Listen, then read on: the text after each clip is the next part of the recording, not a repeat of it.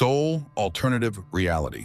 In an attempt to divert public attention from corruption and lawlessness, the government creates an unusual show of public trial. Now, the most notorious crimes will be judged live, and anyone can cast their vote. The president of Korea delivers an emotional speech about this initiative. To validate his words, he introduces the chief judge to the public, Yo-han, who is to become the instrument of people's justice for the nation. Kim is a young law school graduate. He is appointed as the second judge, Yo-han's assistant. The young man shares the news with his mentor, and the professor advises Kim to keep a close watch on the chief judge.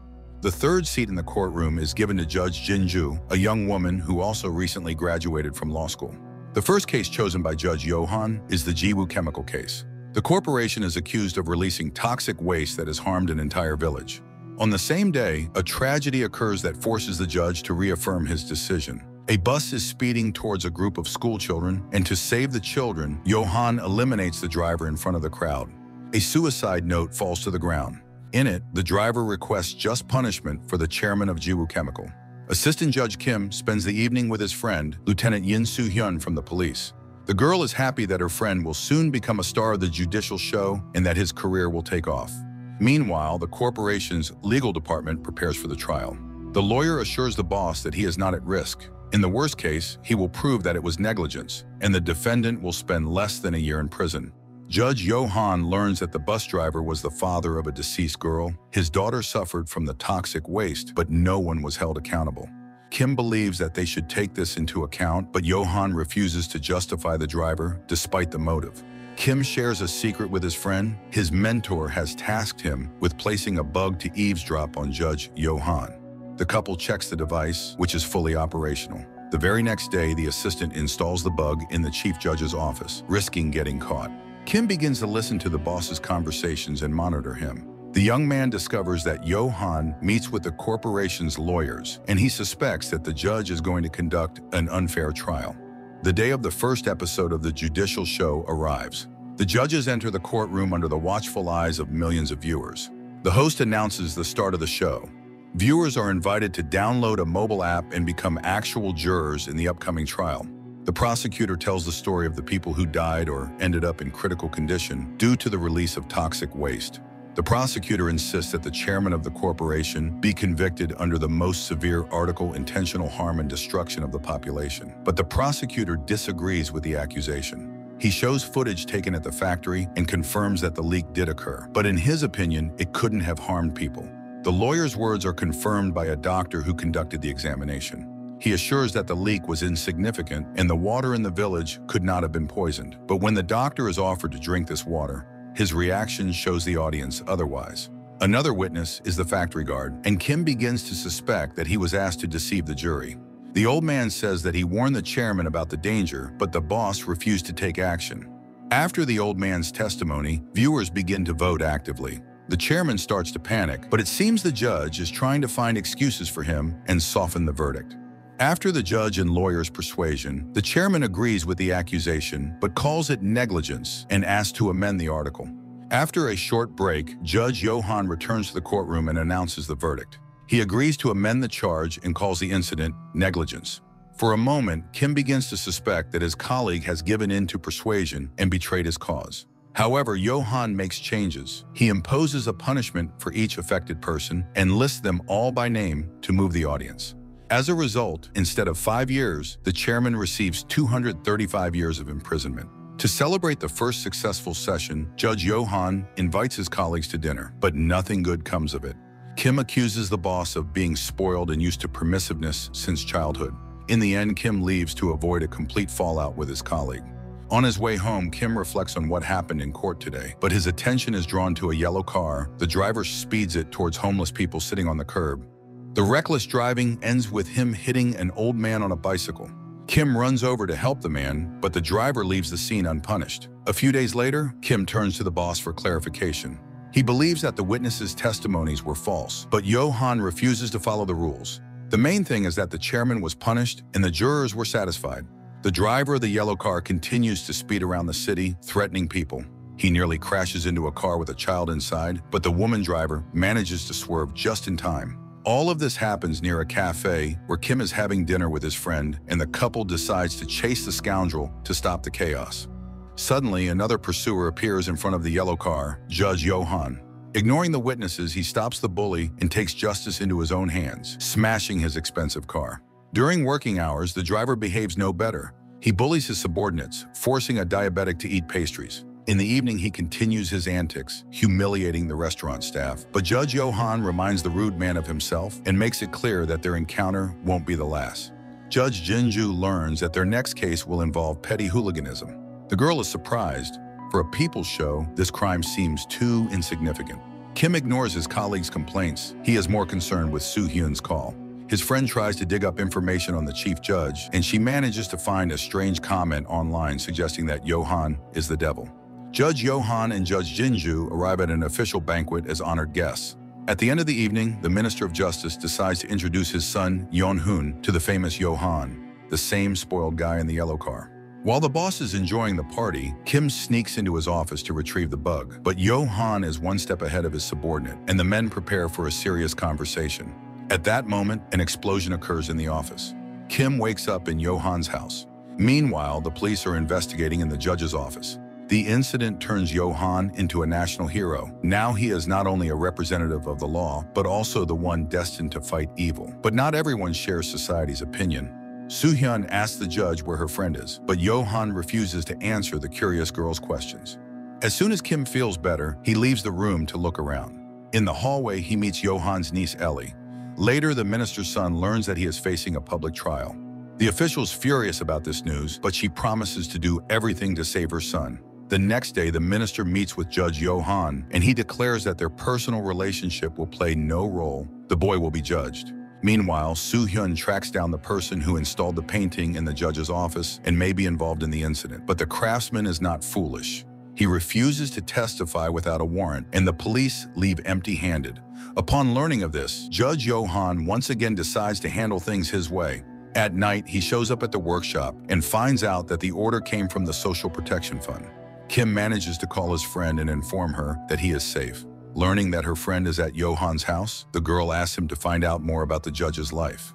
Carrying out his friend's request, Kim follows the boss's housekeeper. She enters an empty room, and the judge's assistant hears a strange phrase. The woman promises the person in the photo that she will do everything to ensure the imposter, Johan, leaves the house of the real owner. The next day, Johan begins a new session by announcing the illness of his colleague, but he quickly moves on to the main topic, the violations committed by the Minister of Justice's son. Confident in his impunity, the young man refuses to step into the center of the courtroom. Instead, the prosecutor, who knows that all the victims were intimidated or bribed the day before, speaks on his behalf. Therefore, none of them will press charges. At first, everything goes according to the defendant's plan. The first victim states that he does not want to punish the young man. Moreover, the defendant publicly apologizes, increasing public loyalty and completely absolving himself of guilt. It seems that there is no chance to punish him, but Johan unexpectedly changes the course of the case. He suggests that viewers use the app to report if they have previously encountered the defendant. Dozens of aggrieved people, including the old man on the bicycle, cast their votes, sending videos with testimonies against Yeon-hoon. Watching the process on TV, Kim realizes why the boss took on this case. Judge Johan changes the charge. The young man is now accused not of hooliganism, but of systematic humiliation. 90% of the audience votes for him to receive the maximum punishment. Curious, Kim continues his investigation. He descends into the basement room, but is discovered by the housekeeper, who tells him the truth. According to the woman, Johan was the illegitimate son of the master, who was brought into the house at a young age. No one loved him except for Isaac, the older brother, but the boy turned out to be an ungrateful devil. He harmed many people and got rid of Isaac. As if to prove the housekeeper's words, Johan commits another assault. He forces a homeless man to step off a roof and takes the watch off his hand. Later, the minister arranges a meeting with Johan and asks him to name his price for her son's freedom, but the price turns out to be too high. The judge demands that the official publicly confess that many years ago, she unjustly convicted a man who later took his own life. Judges Johan and Kim are invited to dinner at the Social Protection Fund's office. The attendees become accidental witnesses to the chairman's inappropriate behavior, but the official's secretary, John Song, saves the waitress and leads the boss away from the table. Later, it becomes clear that the ordinary secretary has more influence than anyone else, including the chairman himself. Meanwhile, the Minister of Justice addresses the nation with an important announcement. She apologizes for her son's behavior and says that he must face the deserved punishment. It becomes obvious that the official's political ambitions are much higher than her love for her son. The lawyer tries to use this as a defense. He assures that Yeon-hoon was always an unloved child, and this affected his psyche. But Judge Yo-han is indifferent to the defender's words. He delivers a very unexpected verdict: public flogging. The residents of Seoul eagerly support this decision. Yeon-hoon's mother is forced to sign the sentence. The punishment is also broadcast live. The crowd rejoices, watching the suffering of the spoiled rich boy, feeling no sympathy at all. Only Kim finds such punishment barbaric. Unable to remain silent any longer, the young man confronts the boss with everything he has learned about the death of his family. Yo-han becomes furious at such audacity. He pushes him against the wall and tells the truth. The boy was indeed an outcast in his father's family, but his brother always treated him well. On that fateful day, his family gathered in the church, but Yo-han had to wait outside to avoid shaming his father with his presence. When the fire broke out, the crowd rushed to the exit, paying no attention to little Ellie. When Kim ran inside, he saw Isaac trying to save the girl, but the burning roof collapsed on him, leaving no chance of survival. Only able to say goodbye to his brother, Kim saved the girl, but instead of gratitude, he was blamed for Isaac's death. The only person who could tell the truth, but didn't, was the drunken firefighter who took the watch off his deceased brother's hand. As a memory of this, Yo-han has a cross on his back. Meanwhile, the minister secretly visits the prison to see her son. Seeing the boy suffering, she cannot hold back her tears, but her weakness quickly passes and the official leaves the colony. The judges gather again on set to conduct the next show trial. This time, the defendant is a television star, Nam Suk-hoon. The man is accused of inappropriate behavior towards women, whom he forced into short-term relationships. With each passing time, the public trial becomes more sophisticated. Flogging seems insufficient for the prosecutor, and he demands that the actor be sentenced to 20 years in prison and to complete emasculation. Even Judge Yo-han is horrified by such a proposal, but nevertheless, the crowd enthusiastically embraces the prosecutor's idea. To carefully consider everything, the judge announces a break. Yo-han spends the evening on an interesting activity. He studies the impact of sterilization on animals. Kim's mentor notices that the young man has started to grow attached to the boss he was supposed to monitor, but Kim begins to doubt whether he should be doing this at all. Famous streamers demand the execution of the sentence, just like the rest of the city's residents. With each passing time, the viewers become more impatient and harsher. Even Yo-han's housekeeper asks Kim not to delay and to quickly cut off all the actor's unnecessary organs. Kim is sure that they have gone too far. Agreeing with this, Judge Yo-han sentences the actor only to prison time, without any humiliating injuries. The defendant breathes a sigh of relief, but not for long. On the very first day, he is sent to the hospital with appendicitis. But instead of removing his appendix, they remove what was intended to be removed a few days ago. At least that's what Kim dreams about during his lunch break. In reality, Yo-han sends the criminal to the United States, to a prison for similarly promiscuous individuals. Later, Yo-han receives a letter from the Social Protection Fund. In the envelope, he finds an invitation, and upon arriving at the specified address, the judge becomes the prey of unknown assailants.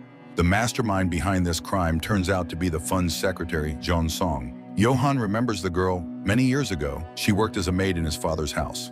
The boy caught Jeon Song stealing several times, but each time she managed to find an excuse and avoid punishment, until one day Yo-han offered her to prove her loyalty by jumping out of a window. Putting aside memories of the past, Yo-han tries to understand what his old acquaintance wants from him. Jeon Song explains she wants Yo-han to stay away from the fund and from the dream house, where officials plan to resettle all the homeless citizens. Failing to get the judge's consent, Jeon Song injects him with a sedative, and Yo-han falls asleep. After that, she orders her assistant to return the young man home. Continuing her investigation, Sun-hun learns that the old man who testified in Yo-han's first case withdrew a large sum of money. The girl shares her thoughts with her friend, and Kim once again thinks that his boss bribed the witness. The friends have no idea that the chief judge already knows they are gathering incriminating evidence against him. That same evening, the policewoman receives a convincing warning. She is taken to the hospital, where the patient learns that someone has made her suspicions public. The minister publicly accuses Judge Yo-han of bribing witnesses, and Kim accuses the boss of attacking Sun-hyun. But Yo-han assures his friend that he is not to blame. He is more concerned about the accusations brought against him, but despite the quarrel, the assistants stand by Yo-han in front of the journalists. The judge admits that he transferred money to the guard, which causes an uproar. However, the uproar quickly subsides after the appearance of the bribed witness. The old man assures the media that the judge simply helped him without influencing his testimony.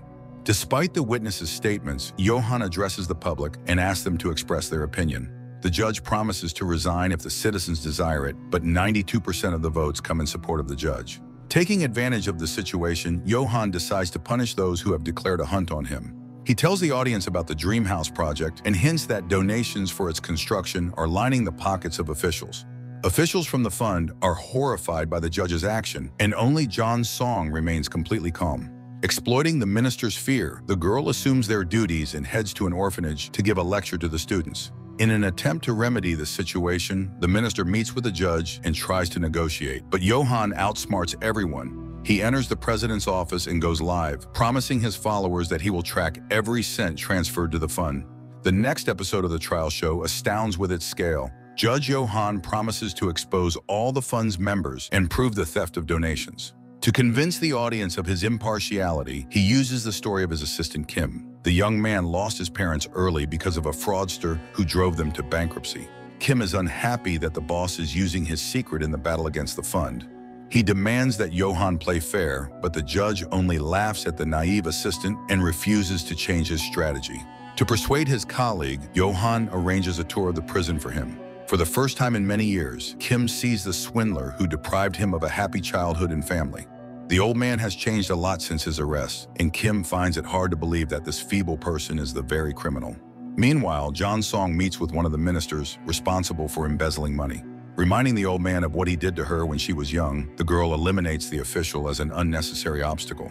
The country is informed that the minister did this to himself, thus confessing to theft and fraud. But there is already a worthy candidate to replace him, John Song. Johann confesses to Kim that he has a personal vendetta against the fund's team. All of them tried to get their hands on his brother's money after his death. And John Song releases a video that was allegedly recorded by the chairman before he took his own life. But the girl hides the fact that she cut out the most interesting parts of the video. Pointing this out, Johann asks his colleague to trust him and not to try to act strictly within the law. But Kim still has doubts. He tells his friend everything and promises to keep an eye on the chief judge to find out the whole truth. John Song comes to the judge's office and informs him that she now controls the activities of the judicial show. Johann doesn't like such audacity from a thief, and he tries to get rid of her, but Kim enters the office just in time. Later, Kim's mentor visits him at home. He tells the young man that he intends to destroy the judicial show because Johann is turning into a real devil. To do this, the old man needs all the information Kim has managed to gather during this time.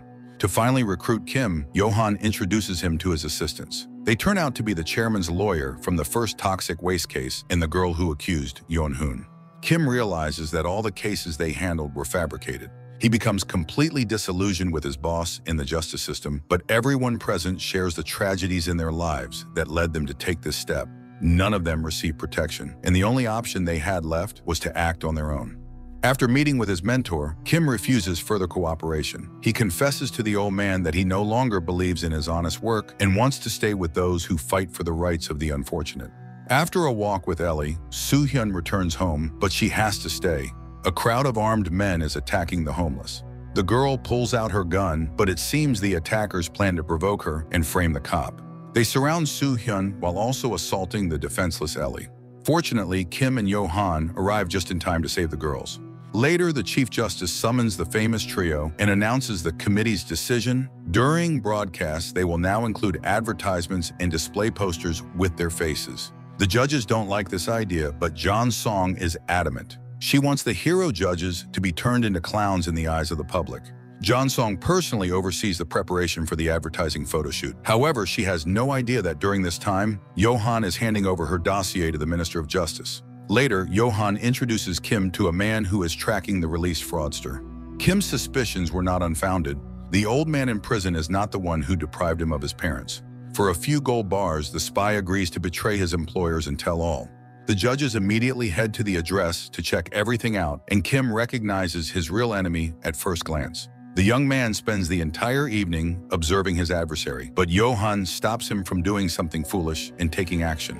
Despite his elder friend's pleas, Kim returns to the criminal's house. The old man falls to his knees before the visitor and begs him to end his suffering. It doesn't take much convincing. Kim grabs the old man to exact his revenge, but when the criminal's family rushes into the room, Kim retreats. Following the criminal's wife and daughter, Johan enters. He pushes his protege out and forces the old man to tell the truth. All the money that was stolen is hidden in his vineyard. The judge chooses an excellent way to get revenge while sparing the old man's life. Before the con man's eyes, Johan douses billions of currency and the trailer containing the thief's wife and daughter with gasoline. Now the man has a choice, but he can save only what is dearest to him. But the old man doesn't save his family. He rushes to the money to save his stolen wealth. Kim secretly leads the old man's family out, and they watch as the head of the family betrays them. But the con man faces a new shock. The bundles of cash turn out to be fake instead of his precious bills. Now Kim has a chance to finish what he started, but he throws away the knife, not wanting to dirty his hands. The money that had been hidden all this time is distributed by the judges to the homes of those who suffered at the hands of the con man and lost loved ones. Later, the judges set their sights on another figure, Kim Chun-shik. The young YouTuber has started promoting an election campaign, trying to attract as many young people as possible. But that's not the worst part. Watching the young man, Kim recognizes him as the streamer who promoted the video of the recent mass beating in the city center. The men decide to put the streamer on trial, but it turns out to be problematic. He is being backed by people from the government. With Ellie's help, Kim manages to track the blogger's location. Upon learning this, police officer Soo-hyun asks her friend to send her the address so she can arrest the violator. Kim doesn't let his friend go alone, and the pair arrive at the blogger's hideout. The young man tries to flee, but Kim is faster, and the YouTube blogger ends up in his grasp. A whole crowd comes to the blogger's aid, and Kim has no chance of fending them off and protecting his friend. But he gets lucky too. Johan joins the fight. The blogger tries to use the brawl to escape, but it doesn't work. Soo-hyun knocks him down and puts handcuffs on him. Johan warns the pretender that her blogger friend will soon stand trial. John Song disagrees with this, but the judge is not going to change his plans. The blogger appears in the courtroom. The judge charges him with multiple offenses, but the young man is confident that he was only trying to make the world a better place by inciting hatred between people. The young man's speech indeed touches the viewers. This time, the majority votes in support of the defendant. Despite this, the judges are not going to give up. Kim plays an interview with Kim Chun-shik's grandmother. Afterward, more clips with comments from the blogger's acquaintances make it clear that the young man collected donations but never accounted for them. The defendant's lawyer, an agent of Judge Johan, speaks in his defense, and this becomes the decisive factor. Johan sentences the young man to 3 years in a penal colony, with the sentence suspended for 5 years and with the requirement to wear a bracelet. Kim Chun-shik quickly begins to regret not being sent to prison right away. Because of the bracelet, he becomes a real outcast. Even his government friends quickly distance themselves from him, declaring him a disgrace to the entire nation. The minister visits John Song at her home to remind her of her place. The woman not only reminds her rival of her past as a maid, but also promises to find out why everyone who interfered with her met sudden ends. Later, John Song finds Johan at a barbershop, but the judge shows no sign of fear at the dangerous razor in her hand. On the contrary, he invites her to dinner so that the girl has the chance to remember her past life. But not all memories bring John Song joy. Meanwhile, in an attempt to justify her son, the minister makes an important announcement. She has evidence against Judge Johan. Johan is forced to stand trial, and this time he is betrayed. The girl he hired at one of the sessions turns against him. The minister rejoices, but too soon, the girl changes her mind on the spot, and her testimony immediately turns against the minister. In addition, Johan accuses the minister of another crime, the illegal release of the con man.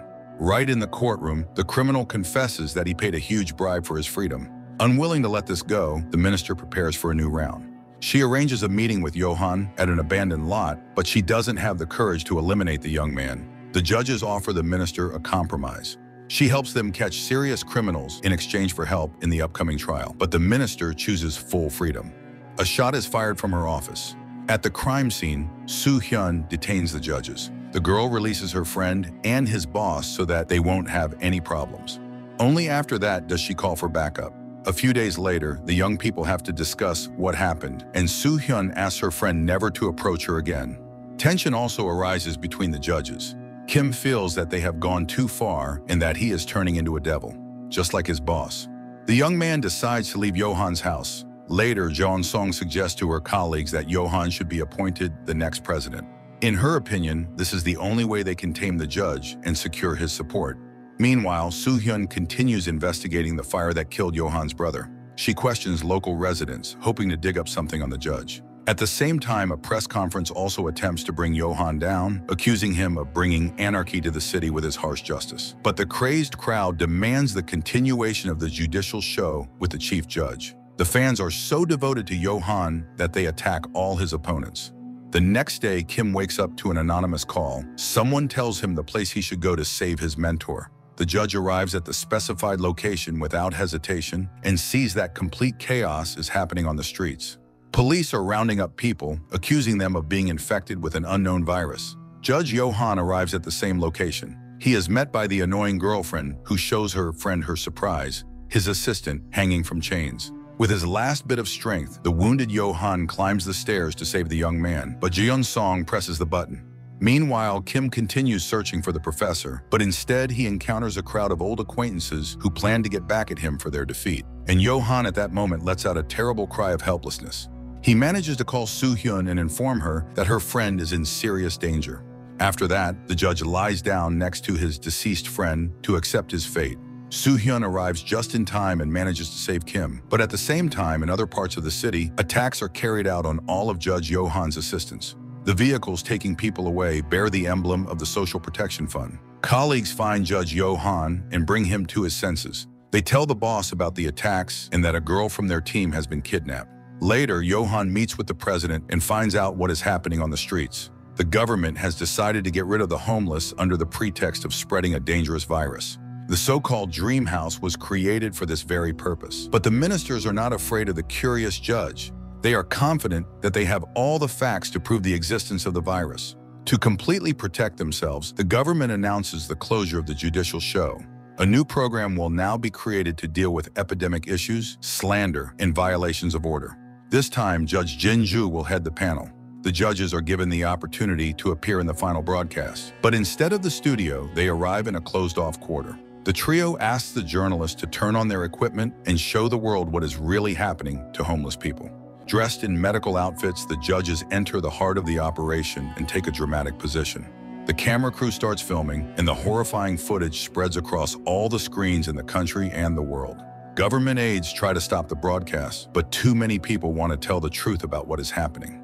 On the president's orders, the city's power is cut off, but Kang pulls out his phone and dozens of people follow his lead. This becomes a symbol that light is always stronger than darkness. Soo-hyun arrives to support her friend, but as soon as she steps out of the car, she is killed. Soo-hyun is honored with all due respect at her funeral, but Kim can't bring himself to get close, haunted by painful memories. Johann takes the young man back to his home, fearing that he won't be able to cope with the loss. As soon as Kim recovers, he sets out to find the shooter and bring him to justice. The trio speaks to the journalists. Johann once again repeats the accusations against the government, mentioning Soo-hyun's death. After hearing the judges, Jeon Song declares that they must find someone to take the blame. The president is forced to make a public statement, but he only partially accepts responsibility. Moreover, he demands that his colleagues create a real virus so they can justify themselves. The judges meet with a doctor who claims that no virus exists. The only thing that united the victims was severe exhaustion and malnutrition. The first person on trial is a man accused of severe assault. He was caught on camera, brutally beating an old man. The only defense argument is the alleged virus the victim had, but Judge Johann promises to discuss this in more detail after the witness's testimony. Judge Johann's verdict shocks everyone, even his friends. The criminal is sentenced to the death penalty. No one is able to change the verdict, and the defendant ends up on the electric chair. The country closely watches as he receives what he deserves, but unexpectedly, the execution is halted. Kim appears on the screens, revealing the truth that all the cases on the judicial show were fabricated.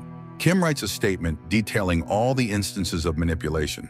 Afterward, he visits his former friend to say goodbye. The young man explains his actions by saying that he didn't want to become like those they were supposed to judge. The situation emboldens Jeon Song. She overthrows the president, planning to take his place, and all the members of the government side with the strong woman. Johann holds a press conference in the courtroom. He admits his guilt in all the accusations. The judge announces his resignation and states that he is ready to accept any punishment.